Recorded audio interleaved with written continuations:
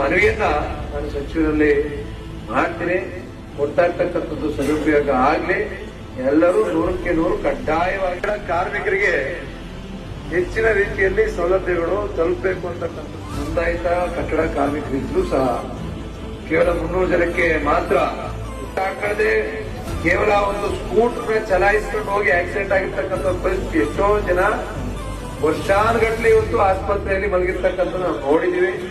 ನಿಮ್ಗೆ ಯಾವುದೋ ಸಣ್ಣ ಪುಟ್ಟ ಅವಘಡಗಳು ಆದಂತ ಸಂದರ್ಭ ನಿಮ್ಗೆ ಸಂಪೂರ್ಣವಾದಂತಹ ಸುರಕ್ಷತೆಯನ್ನ ಕೊಡ್ತಕ್ಕಂಥ ಉಪಕರಣಗಳನ್ನ ಇವತ್ತು ನಿಮ್ಗೆ ಕೊಡ್ತಾ ಇರ್ತಕ್ಕಂಥದ್ದು.